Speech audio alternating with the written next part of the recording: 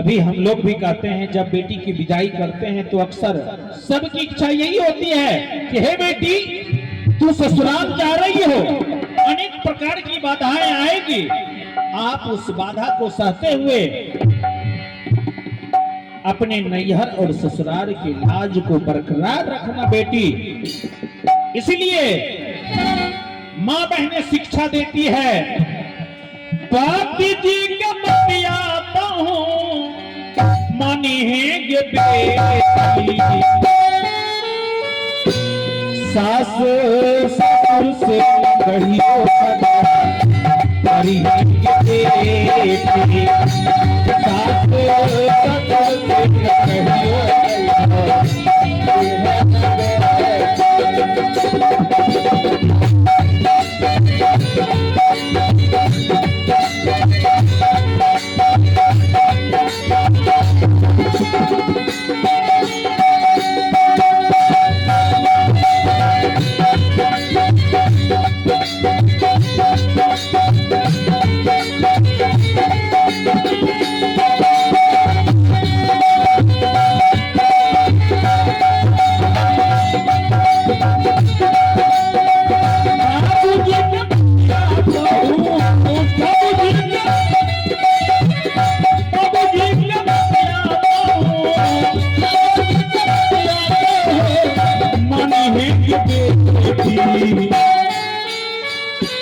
सास ससुर से न कहियो सास ससुर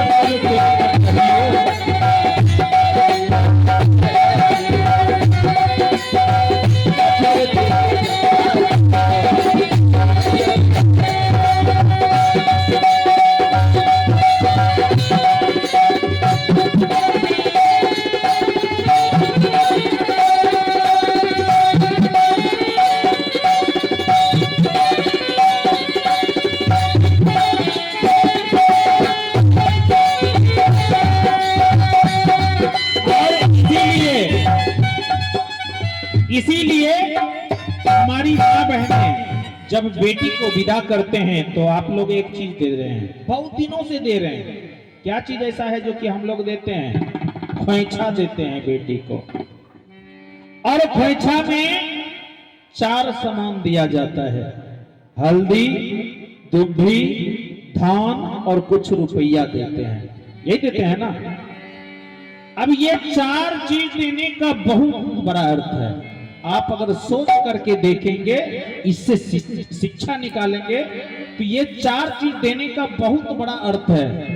हल्दी इसलिए देते यानी दुभी देते हैं, दुभी का अर्थ यही है, अभी दूब है इस पर कितनों पैर रख करके कुचल दीजिए, ये दूब बिल्कुल हरा का हरा रहेंगे।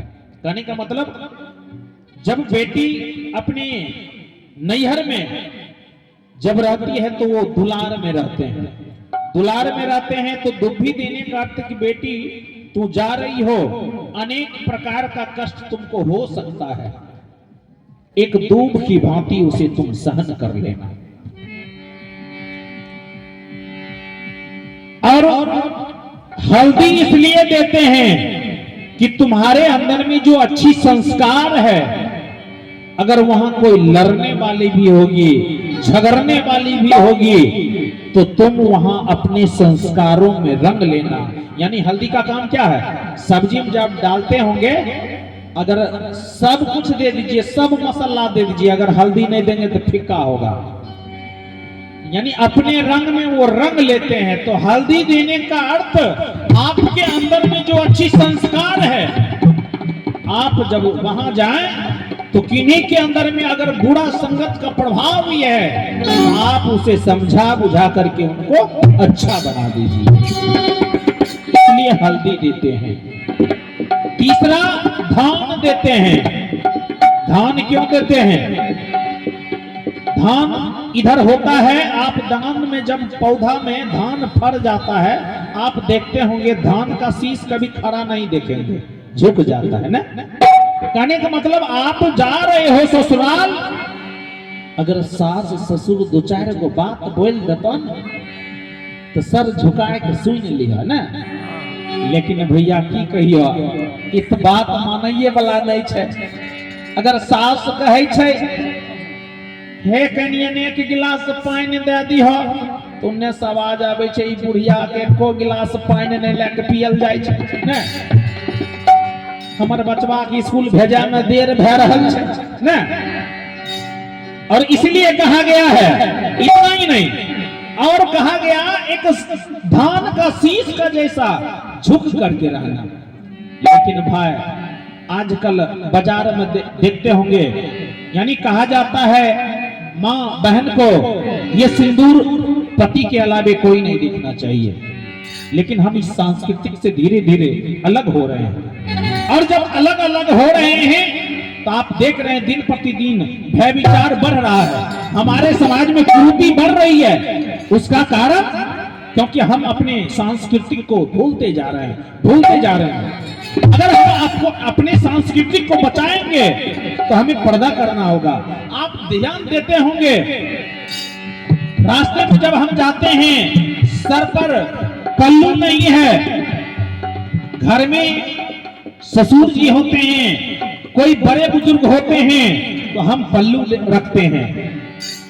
अगर मार्केट में जब जाते हैं तो हमसे भी तो बड़े बुजुर्ग हैं, मार्केट में है कि नहीं, ऐसा कि नहीं है, लेकिन हम वहां पल्लू नहीं रखते हैं। भाई यह खातिर याद पर ले एगो भजन हे आजकल के कन्या घो घो नेता नहीं। पुरनका जमाना में लोग जे छै ने रूपा पैसा लेके इंतजार करे रहे कि फलना के दुल्हन अइले चलो न मुंह दिखाई देबे। लेकिन आजकल तो इहो सोच के सब रहे छे कि रुके न 2-4 दिन के बाद तो अपने देख लेबे ना, ऐसे ना बोला कि 100 रुपया दे देबे। इहो सोच होने लगा। अब देख लीजिए कितना बड़ा परिवर्तन हो रहा है। हम भी यहीं के हैं, आप भी यहीं के हैं, लेकिन यही हो रहा है जो समाज में सच्चाई है। ये आजकल के कन्या घो घो नेता में देखो हो माथा उघार देखो, देखो देखो हो माथा उघार देखो।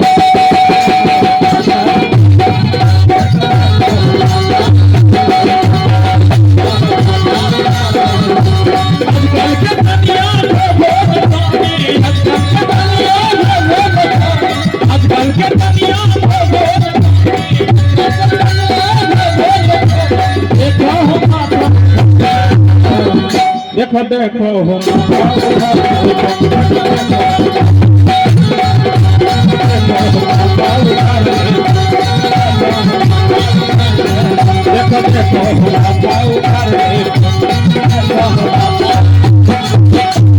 क्यों ऐसा हो रहा है? आखिर ऐसा इसलिए हो रहा है, हम मंदिर जाते हैं अपने तो चल जाते हैं, लेकिन हम अपने नई नवेली घर में जो छोटे छोटे बच्चे हैं उनको हम साथ नहीं ले जाते हैं। जब साथ आप मंदिर में ले करके जाएंगे, पूजा आराधना जो आप करेंगे अपने बच्चे को भी साथ में लेकर के करेंगे, तो आप जो करेंगे वो संस्कार आपके बच्चे भी सीखेंगे। और जब आप जो करेंगे वही संस्कार बच्चे सीखेंगे तो भाई अच्छा तो होगा ही होगा। तो इधर विदाई कर रहे थे, मैं इसकी बात कर रहा था, यानी 3 चीज के बारे में बता दिए ना, हल्दी दुभी धान। तो धान देने का अर्थ कभी भी मुंह उठा करके बात मत बोल देना। और चौथा क्या, रुपया देते हैं, 1 रुपया सिक्का कम से कम दे छिए ना। सिक्का किया दे छिए, कभी विचार कर लिया हो सब ना। सिक्का देने का अर्थ आपके अगल बगल पास पड़ोस में देखते होंगे एकाएक उनके घर में किसी का तबीयत बिगड़ गया, अब उस समय पैसा की जरूरत है, हो सकता है कि उनके पास में रुपया नहीं है। अगर आपके पास में वो धन है तो आप मदद करिए, भले आप बाद में ले लीजिए, लेकिन मदद करना चाहिए। इसलिए रुपया पैसा देते हैं। और पुराने जमाने में ये ऐंचा पैंचा ज्यादा होता था, यहाँ तक कि घर में गेहूं का आटा नहीं हुआ करता था। जब एकाएक मेहमान कहीं से आ जाते थे तो बगल के घर में जाते थे, हे दीदी एक कटोरा आटा दहो न पाहुन आए गेलखिन हुनका रोटी बनाए के देबे ना। और ओहो में कोनो कोनो ऐसा दीदी रहे रहथिन की कहियो दीदी 2 दिन से छते पर गेहूं रखल छे, सोचे छिए पिसबे भूल जाए छिए, एहनो दीदी मिले छे। कहने का मतलब आपके अंदर में जो संस्कार अच्छे हैं, आपके पास अगर कुछ धन दौलत है तो आप मदद करिए।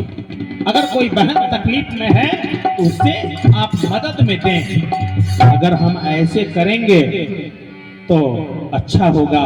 और ये जो खोइछा देते हैं, अगर ये चारों चीज को गठरी बांध लिए तो हमको लगता है कि बड़ा ही अच्छा होगा ना। वहां से विदाई देते हैं। बाबूजी का लजियाता हूँ, बाबूजी का लजियाता हूँ, मानी है कि बेटी सास ससुर से न कहियो झगड़ा करिए बेटी।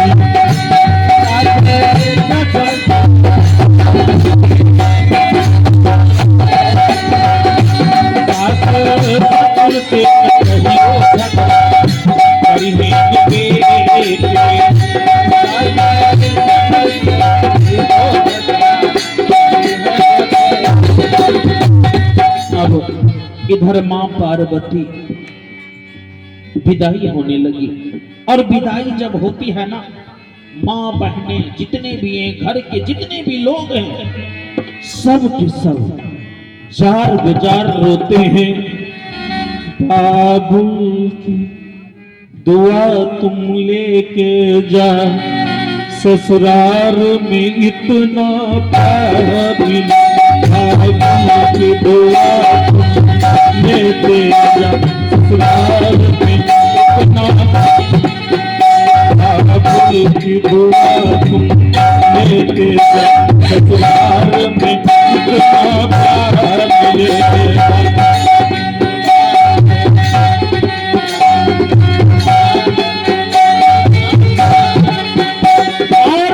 बचपन से जो लार प्यार से पालो पोसा न मां जार बेजार रोती है। और जार बेजार रोने के बाद वो बेटी भी सांत्वना देती है। और बेटी जो सांत्वना देती है वो क्या कहती है, ध्यान देंगे शब्दों के ऊपर। माई है दूधबा के कर जा चुकाई, नैहरा ससुर बाप धर्म बचा। आई है दूधबा के कर जा चुकाई, नैहरा ससुर बाप धर्म बचा। जार गुजार रोते हुए बच्ची भी कर रही है, गिरे नहीं देव पगरिया नाई, गिरे नहीं देव पगरिया नाई, सुनी दे तू हमरा धिया नाई, सुनी दे तू हमरा धिया नाई,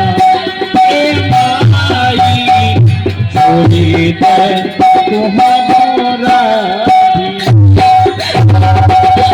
और मां बहने जो भी है ना, पीछे से और भी गाड़ी रोते जाती है, बिलखते जाती है, कहते जाती है, कौने बाबा जैतौ गे बेटी गे यारी बारी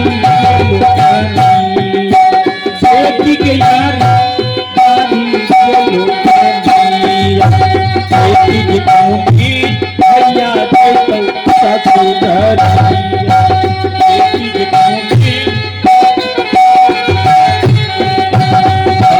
कौनी बाबा जैतौ गे बेटी के यारी बारी लुटानी।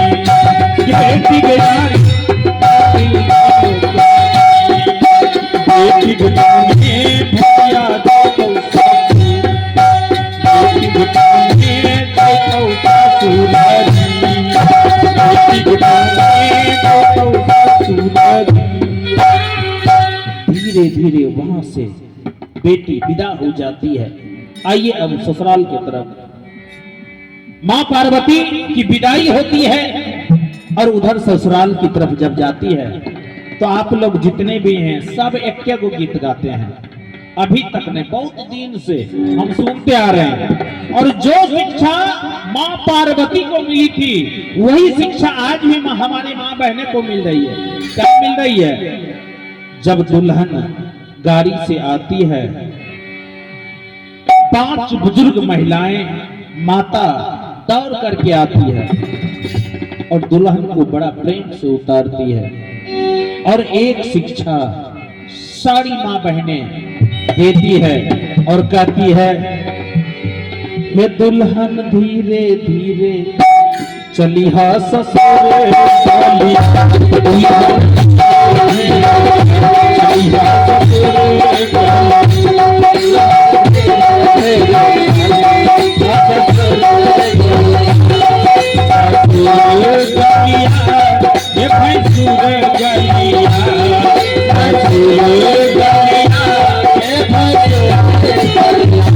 दुल्हन सासू से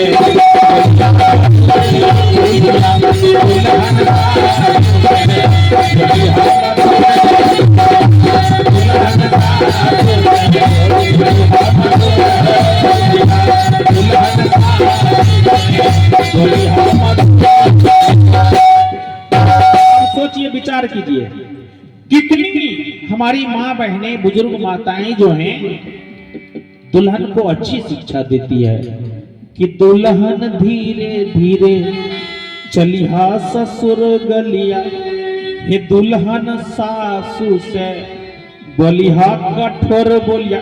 गलते गलिए की गलत कह दिए ना, लेकिन हम तो सही गलिए। अभी जो हो रहे नहीं हो कठोरे बोली बोले ना, हम तो सही अच्छा, यानी कितनी प्रेम से बोलती है। दुल्हन सासू से बोलिहा मधुर बोलिया। अब मधुर अगर बोली बोलेंगे तो बताइए झगड़ा होगा कि? अब झगड़ा का कारण बताते हैं, झगड़ा क्यों होता है। अब आइए उस पर। अब देखिए, जो नई नवेली दुल्हन है वो अपने मायके में है, अपने माता पिता के साथ दुलार बनती रही ना, कभी इच्छा होता था खाना बना लेती थी, कभी नहीं भी बनाती थी। अब ये आप पहले बेटी थी, बेटी से मां बनी और मां से अब सास बने। अब ये सास जो है ना अपने बहू को सांस लेने नहीं देती है। अब सांस नहीं लेने देने के कारण अब पटता नहीं है। अब कैसे नहीं पटता है? अब आप देखते होंगे तनी को नमक तेज, तो प्यार से अगर वो मां समझा दे कि कन्या तनी को इन्ने आय नमक तनी को तेज भे गल, कल से तनी को कम में दिया, प्यार से बोल सकते हैं कि ना।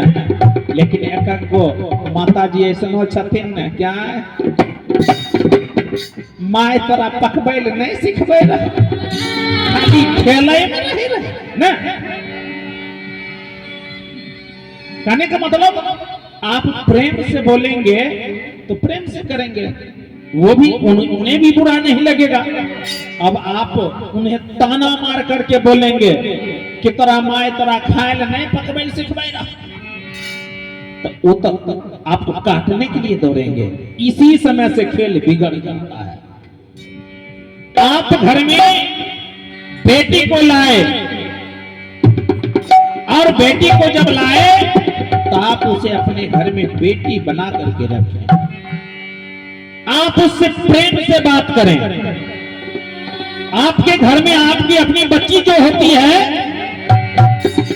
आप देखते होंगे उनसे जब गलती होती है हम ज्यादा नहीं डांटते हैं, लेकिन बहू अगर गलती हो जाए तो उनको तनी को दुगुना डांटते हैं।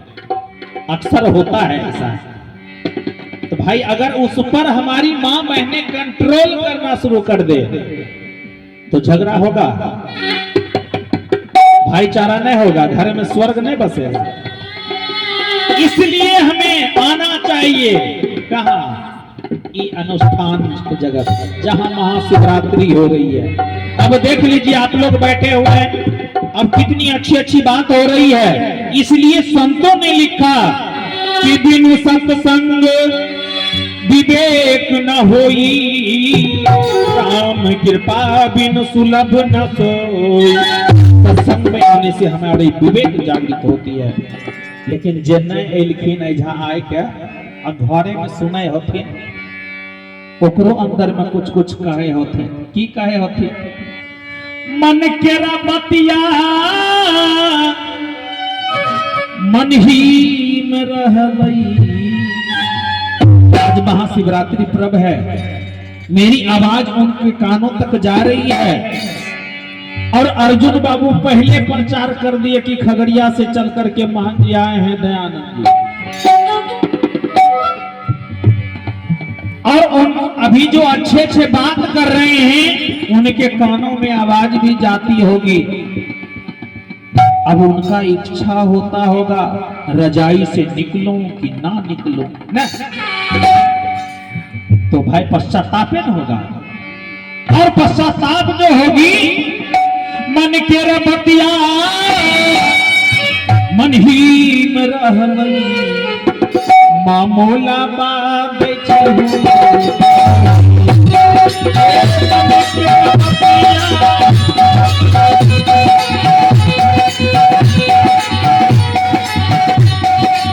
क्योंकि आप लोग जो सुन रहे हैं फल तो आप लेंगे, क्योंकि कहा गया है जो सोया तो खोया, जो ज्यादा सो पाया ना। तो आप फल ले रहे हैं। अब कल चर्चा करेंगे कि हे दीदी देख लो कितना बढ़िया बढ़िया बात ननो बोले रहे ना, कीर्तन तो रोजे सुने हो गए।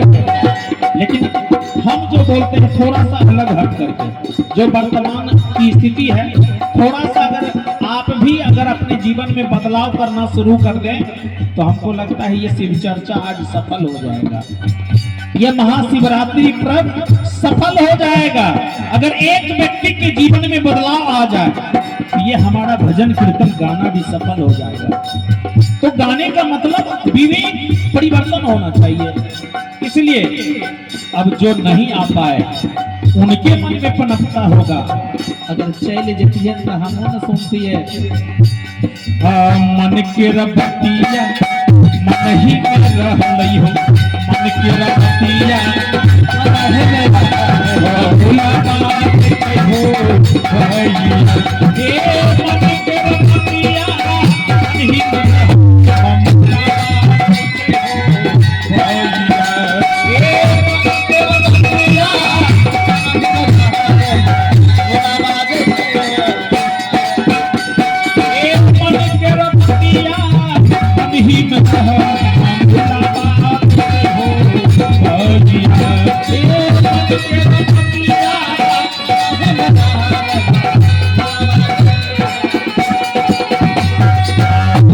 लोगने के मानवों ने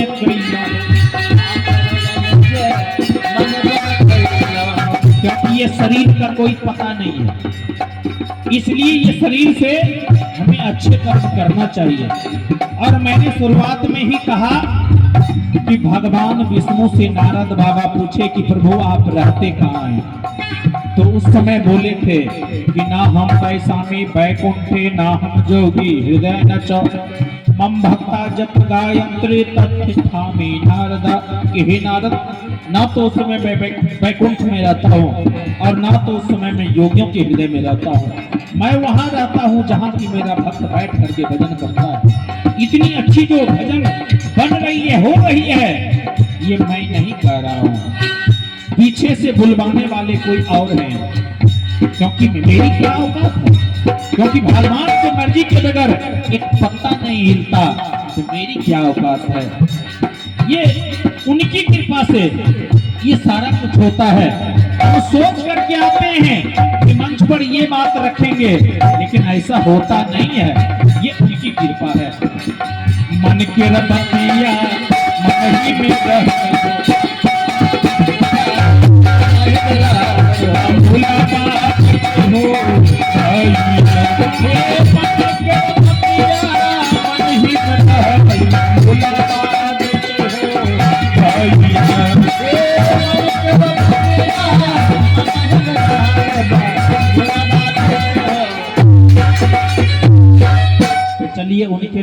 मौला रहने दीजिए, जितने छिए उतने तनिको ताली बजाबू, क्योंकि बाबा भोले के दरबार में छिए।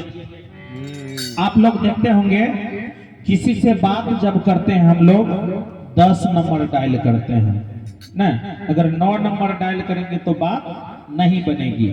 तो भगवान 10 गो नंबर दिए हैं, देखिए 5 गो ई हाथ में उंगली और 5 गो ई हाथ में उंगली, ई दोनों मिला के आवाज एकरा से जो निकालबे न तब भगवान से बातचीत भेल।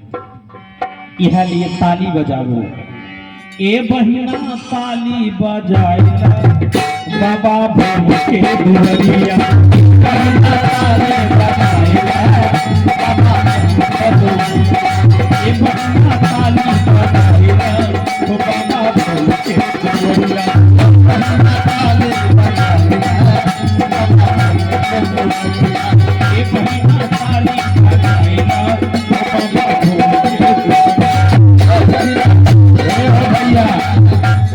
हे हो भैया, हमें तोरो बोले छियो, आइजा जे लागू छ सबके कहबा, तनिक कहूँ बजाय ले भाई। आइ के मतलब देखो सुनो, एक बार जे छै ना यमराज कहलकै रे कि इंसान के कि कहलकै हे यमराज, हे यमदूत, हम तो जा रहे हैं इस संसार में, और संसार में जब जा रहे हैं तो आप हमको कुछ नहीं न कहेंगे? कहा कहेंगे, लेकिन उससे पहले पत्र लिख देंगे। अब संजोग से हुआ क्या, बिना पत्र लिख ले चला है यमराज लेने के लिए। और यमराज आए ना तो पूछे, तो दोस्तबा जो था ना यमराज का दोस्त, वो गुस्सा से लाल हो गया कि आप तो झूठ बोले, आप बोले थे कि हम चिट्ठी लेकर के आएंगे। तो कहा क्या क्या पत्र लिखेंगे? तो कहा सुन लीजिए क्या क्या पत्र बोले थे।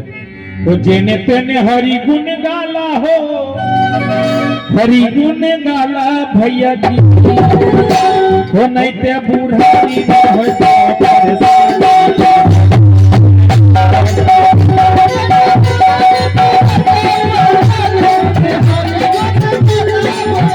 और क्या क्या परेशानी होती है।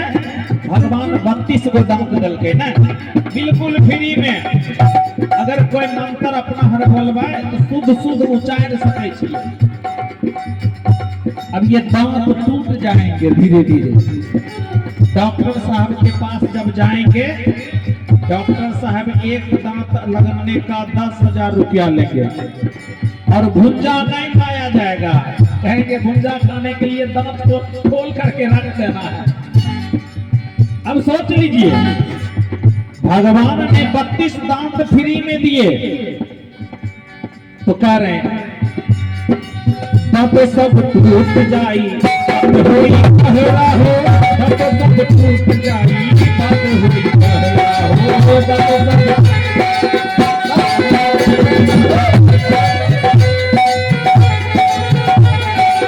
जेने तेने हरि गुण गाला हो, हरि गुण गाला भैया जी, मैं ते गुलाबी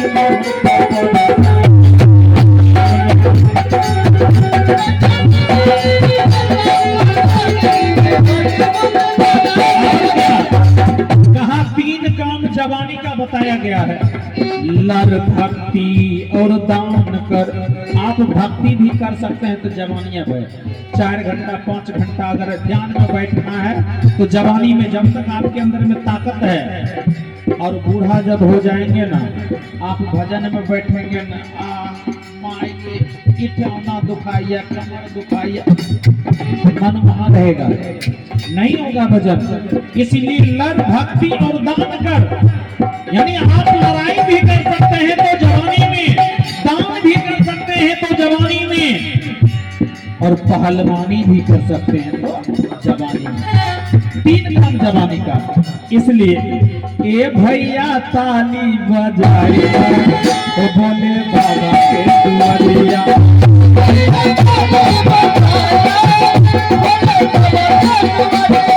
ए भैया ताली बोले बाबा के दुआरिया।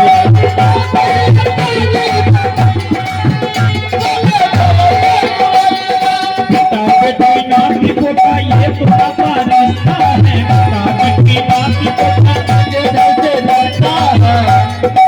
अगर ये रिश्ता को जानना है ना तो अब तो मर के चल जाते हैं, वो तो देखबे नहीं करते हैं, लेकिन अगर वो जिंदा रहते हैं वैसे में हम तब देखते।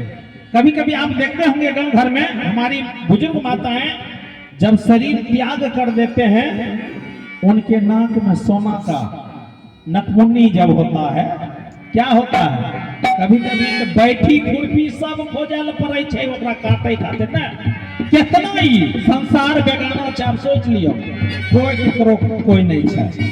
ये दुनिया में जो आप आए हैं, आप अपने जीवन में जो अच्छे कर्म करेंगे, यह संसार एक ड्रामा का मंच है। आप और हम केवल रोल करने के लिए आए हैं। कोई माँ का रोल अदा कर रहे हैं, कोई पिता का रोल अदा कर रहे हैं, कोई बहन का रोल अदा कर रहे हैं, कोई भाई का रोल अदा कर रहे हैं। अब आप देखते होंगे जब ड्रामा खेलता है, नाटक खेलता है, तो नाटक में आप देखते होंगे क्या कि नाटक में जो अच्छा पात्र रोल करता है, अच्छा रोल जो करता है, उसको पुरस्कार दिया जाता है ना, कि अच्छा सबसे रोल कर लगा कि इसको फर्स्ट प्राइज देते हैं। तो आपके जीवन में, आप अपने जीवन में अच्छा रोल करिए। जब अच्छा रोल करेंगे तो वो परमपिता परमात्मा चित्रगुप्त महाराज आपके खाता को पलट रहे हैं, लिख रहे हैं, सब हिसाब किताब रखे हुए हैं। आपको अच्छा फल मिलेगा, अच्छा फल मिलेगा, अच्छा काम का अच्छा नतीजा होगा। ए भैया हरि के गुण फिर ना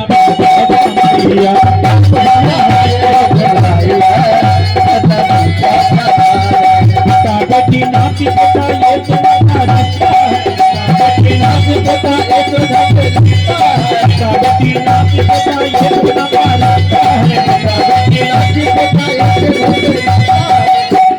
संगवा में केहू जाई हो,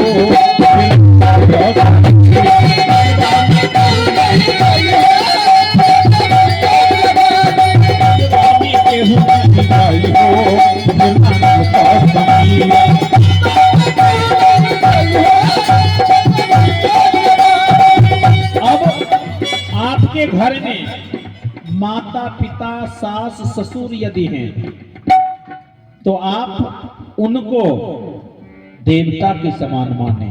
अब कहिए देवता के समान क्यों मानेंगे?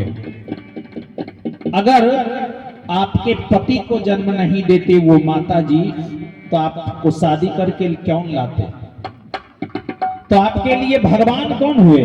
यानी ये सृष्टि का रचना कौन करता है? ब्रह्मा जी। अब आपके पति की जो रचना की आपके सासू माँ, आपके ससुर जी, तो आपके लिए यदि ब्रह्मा है तो आपके सास और ससुर, आप उनको खुश रखिए। लोग जो आज दुखी हैं, देख लीजिएगा घर, हर घर में कितना कमाते हैं, बहुत कमा रहे हैं, खूब रुपया पैसा कमाते हैं, लेकिन वो दुखी। क्यों? क्योंकि उनके घर में माँ बाप दुखी। जिस दिन हम अपने घर की देवी देवताओं को, क्योंकि अभी हम नवरात्रा किए थे और नवरात्रा में लिखा गया है, या देवी सर्वभूतेषु शक्ति रूपेण संस्थिता, नमस्तस्यै नमस्तस्यै नमस्तस्यै नमो नमः। अब इसका हिंदी भावार्थ आप देखेंगे कि हे देवी, आप सभी भूत प्राणियों के अंदर में एक शक्ति के रूप में निवास करते हो, इसलिए मैं आपको बार बार प्रणाम करता हूं। उसके बाद मैं और भी एक बात आपके बीच रखा था कि माता 5 प्रकार की होती है। गुरु माता, तो कहने का मतलब हमारे जीवन में पहला गुरु हमारे माता और पिता होते हैं। क्योंकि आप विचार करें, जब हमारे मुख में बोली नहीं हुआ करता है, उस समय हमें दूध कौन पिलाती है? तो हमारी माँ पिलाती है ना। उस समय हमारी ख्याल कौन रखती है? माँ। और भगवान विष्णु का काम है पालन पोषण करना। और भगवान विष्णु कहाँ रहते हैं? क्षीर सागर में। और क्षीर सागर का अर्थ होता है दूध का सागर। और जिस समय बच्चा जन्म ले लेता है आप देखते होंगे माँ के स्तन में दूध ऑटोमेटिक आ जाता है। यानी भगवान विष्णु का वास माँ के हृदय में है। तो उन माँ की चरणों की वंदना करना चाहिए। जब तक हमारे जीवन में हमारे माता पिता जीवित हैं, आप कोई तीर्थ प्रयाग नहीं भी जाएंगे, अगर वो माँ की चरणों की सेवा कर लेंगे, आपको आगे बढ़ने से दुनिया की कोई ताकत नहीं रोक सकती है। इसलिए कहा गया है, पिया के पत्नी हो,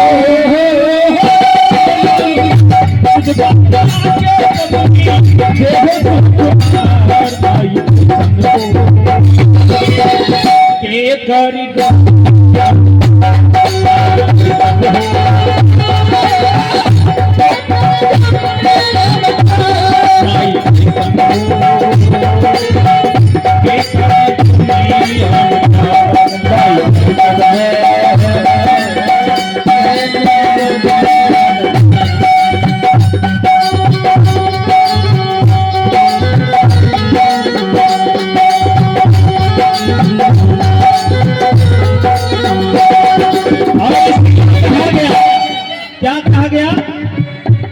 के चरनिया में असकार धाम हो, माई के चरनिया में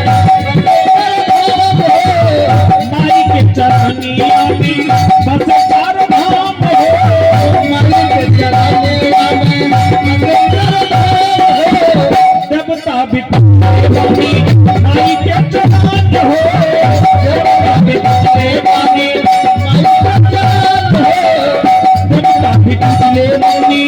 माई के चरण हो।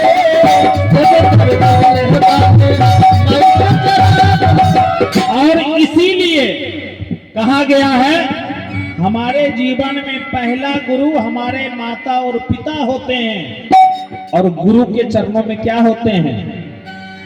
सारे तीर्थ धाम आपके चरणों में, सारे तीर्थ धाम आपके चरणों में, हे गुरुदेव प्रणाम आपके चरणों में, सारे तीर्थ धाम आपके चरणों में, हे गुरुदेव प्रणाम आपके चरणों में, सारे तीर्थ धाम आपके चरणों में, हे गुरुदेव प्रणाम आपके चरणों में, सारे तीर्थ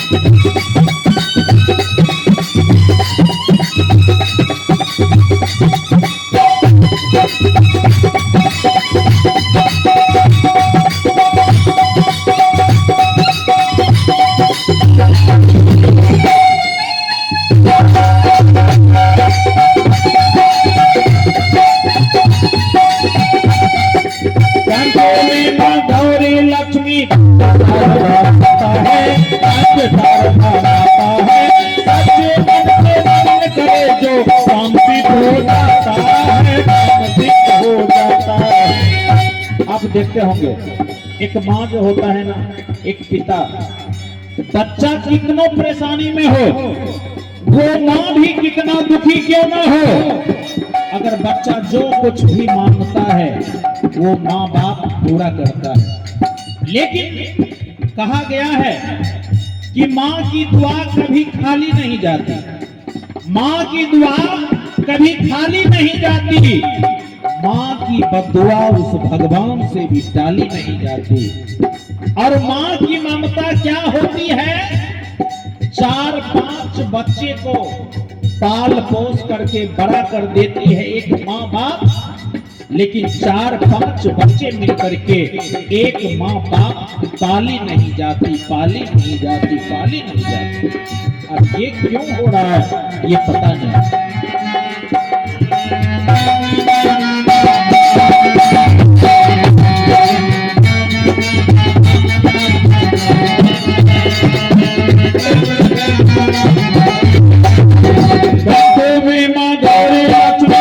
शारदा माता है, शारदा माता है।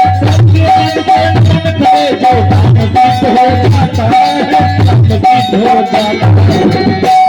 अब देखिए सब काम सिद्ध हो जाता है, तब फिर क्या करते हैं?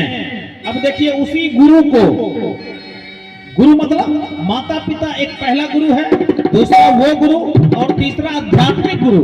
यानी तीन प्रकार के गुरु होते हैं। एक भौतिक जगत में जो पढ़ाते लिखाते हैं और या हर्षई दीर्घई, एक आध्यात्मिक गुरु जो कि आपको ज्ञान ध्यान की बात बताते हैं, और पहला गुरु हमारे माता पिता। ये तीनों गुरु हैं। अब उनको क्या कहा जा रहा है, ध्यान देंगे शब्दों के ऊपर। हे गुरु ब्रह्मा, हे गुरु विष्णु, हे शंकर भगवान आपके चरणों में,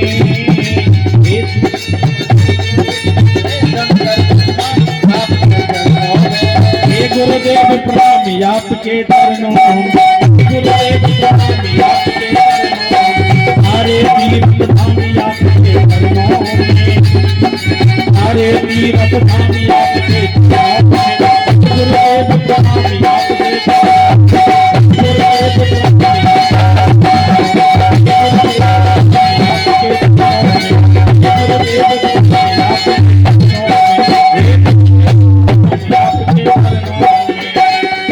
सारे तीर्थ धाम आपके।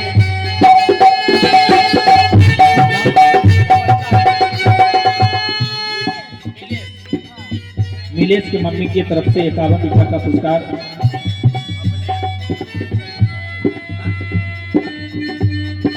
ये गुड्डू कुमार की माता जी की ओर से भी 51 रुपया का पुरस्कार है।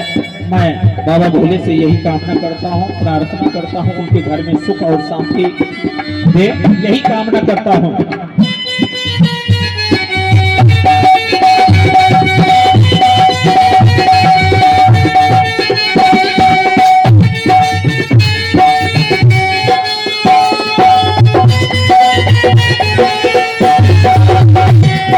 सारे तीर्थ धाम आपके चरणों में, सारे तीर्थ धाम आपके चरणों में, हे गुरुदेव प्रणाम आपके चरणों में, हे गुरुदेव प्रणाम आपके चरणों में, हे गुरुदेव प्रणाम आपके चरणों में, हे गुरुदेव प्रणाम आपके चरणों में। तो वास्तविक में हमारे जीवन में पहले गुरु जो हैं हमारे माता और पिता हैं।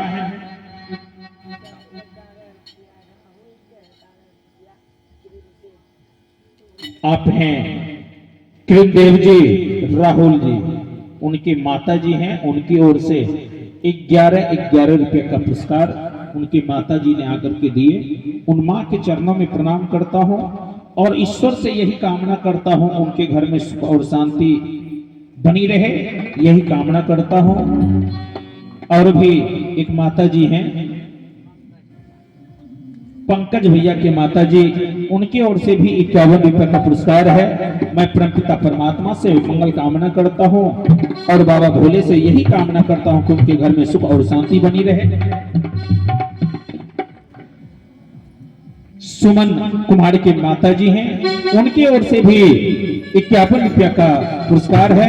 मैं परमपिता परमात्मा से मंगल कामना करता हूं कि उनके घर में सुख और शांति बनी रहे, यही कामना करता हूं। तो सज्जनों, मैं कह रहा था ना, कहने का मतलब हमारे घर में जो माता पिता हैं, माता पिता को खुश रखें। अगर आप देखिए होता क्या है, आप विचार करेंगे अब ये सब क्यों हो रहा है, थोड़ा सा समझ। और इसीलिए संतों ने कहा, संत की वाणी अटपटी झटपट लखे ना को। आप अगर बातों को सुन करके, कहा गया सुनी समझही जन मुदित मन, मज्जहि अति अनुराग, लहहि अछत तनुचार फल, साधु समाज प्रयाग। यानी कि कोई भी बातों को सुन करके आप सबसे पहले विचार कीजिए। विचार करने के बाद आप सोचिए, चिंतन कीजिए, मनन कीजिए। अगर आपको अच्छा लगे तो आप अपने जीवन में धारण कीजिए, उस रास्ते पर चलिए। अगर ये करेंगे तभी सफल होगा। क्योंकि मान लीजिए हम सामने में खूब बढ़िया दाल भात सब्जी पापड़ तिलौरी परोस लें, और खाली मुख से बोलेंगे दाल भात सब्जी पापड़, पेट भरेगा क्या? नहीं न भरेगा। सबसे पहले क्या करना पड़ेगा? उसको मिलाना पड़ेगा, निगलना पड़ेगा, चबाना पड़ेगा, कर्म करना होगा। यानी कि आप जब तक अपने जीवन में कर्म नहीं करेंगे तब तक जीवन में आगे नहीं बढ़ेंगे। और इसलिए कहा गया है, कहा सुनी की है नहीं, देखा देखी बात, दुल्हा दुल्हन मिल गए, फीकी पड़ी बारात। ये कहने सुनने की जरूरत नहीं है। आप अपने जीवन में अभी तक जो कर रहे हैं, अभी क्या कर रहे हैं, कैसे कर रहे हैं, हमें पता नहीं है। लेकिन अगर आप अपने जीवन में अच्छा करके देखें, जब जागा तभी सवेरा, आप उस दिन के बाद से ही आप अपने जीवन में करके देखिए।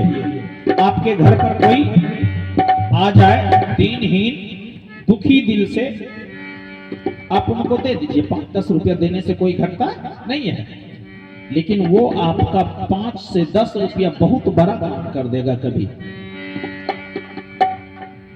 दान करना सीखिए, दानी बनिए। और जब दान करना सीखेंगे तो आपके घर में धन धान की बरकत होगी, वृद्धि होगी, भयंकर वृद्धि होगी। इतना वृद्धि होगी कि आप खुद एक्सपेक्ट नहीं करेंगे कि ये हो क्या रहा मेरे साथ। जब उनकी कृपा होती है तो उनकी आशीर्वाद को लेना पड़ता है। लेने के लिए क्या करना पड़ेगा?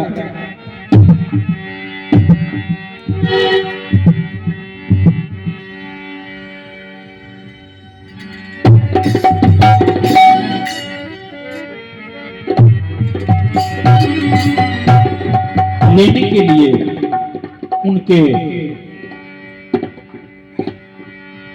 उनको अंतर आत्मा से हमें आराधना करनी होगी, पूजा करनी होगी, उनके चरणों में ध्यान लगाना होगा। और इसके लिए कहा गया है, प्रभु के चरण में तेरा जब मन हो, प्रभु के चरण में तेरा जब मन हो, तब ही सफल तेरा जीवन हो।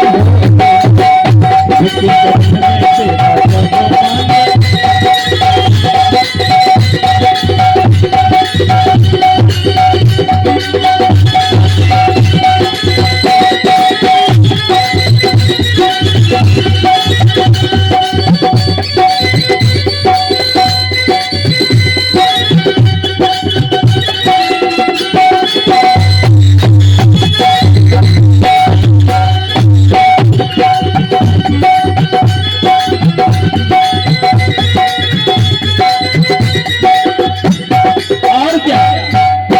बचपन बीता खेल में जवानी में भूला, बचपन बीता खेल में जवानी में भूला, माया का गुलाम बनकर प्रभु को तुम भूला हो।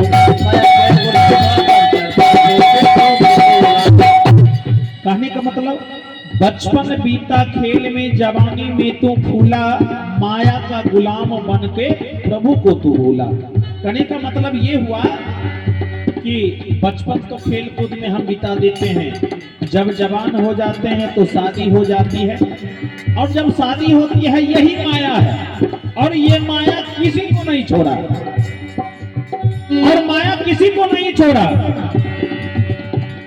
और ये ब्रह्मा जी, विष्णु जी, नारद को भी हिला दिए ये माया, किसी को नहीं छोड़ते हैं। और कैसे कैसे ठगा, ध्यान देंगे।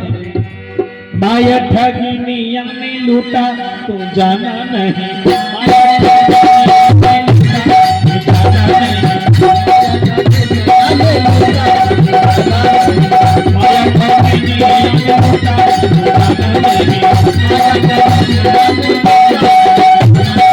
और कैसे कैसे लूटे, ध्यान देंगे।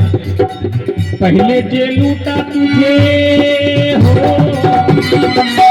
पहले जे लूटा तुझे सब चाचा, पहले जे लूटा तुझे। आप देखते होंगे जब हम छोटे छोटे बच्चे जन्म लेते हैं, रोते हैं, कहाँ कहाँ कर करके रोते। फिर माँ बहन क्या करती है उस समय, शहद को रुई में लेकर के उनके तालू में सटाते हैं ना, बच्चा चुप होता है कुछ देर के लिए, या तो मिश्री का घोल या तो शहद लेकर के उनके तालू में सटा देते हैं, बच्चा चुप हो जाता है कुछ देर के लिए, और चुप होने के बाद फिर रोता है, कहाँ कहाँ क्यों। अब आप विचार करें, वो जो बच्चा शहद आप सटाए उनके तालू में और वो बच्चा चुप हो गया, आखिर क्यों हुआ, कैसे हुआ? क्योंकि हम माँ के गर्भ में जब थे तो उस समय हम अमृत पान पीते थे, और उसको हमारे धर्मशास्त्र में अमृत पान कहा, और उसको भगवान शंकर पीते थे। ध्यान अवस्था में आप देखे होंगे बाबा भोले को, वो पीते थे, उस पीने की विधि को जानते थे। और आज के टाइम में भी आपको जब अच्छे गुरु मिलेंगे वो पीने की विधि को बता देंगे, और वो अमृत रस मिलता कहाँ है, कहीं बाहर नहीं है, वो आपके अंदर है, आपके शरीर के अंदर है। और इसीलिए आप देखते होंगे छोटा जो बच्चा होता होगा, और संत ब्रह्मानंद जी पुष्कर के रहने वाले हैं, उन्होंने लिखा साधो अचरज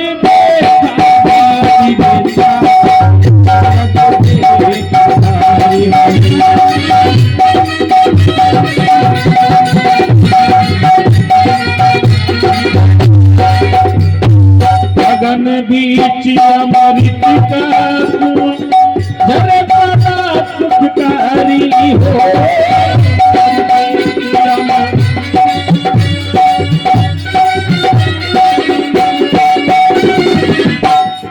अब यहाँ संत कहे गगन बीच अमृत का कुआं झरे सदा सुखकारी रे। आप बच्चे को देखते होंगे तालू पर कुइया जैसा आकार फक फक करते रहता है, कहने का मतलब अमृत का कुआं है, वहां से रात दिन झर रहा है, उसको पीते हैं। और उसी को, इसीलिए हम लोग आप देखते होंगे जब हम चरणामृत पीते हैं तो पी करके और हाथ को कहां सटाते हैं, यहाँ ना, इसीलिए वहां हम छूते हैं कि भाई यहाँ है। अब उसको पीने की विधि जो बताते हैं वही है, इसलिए कहा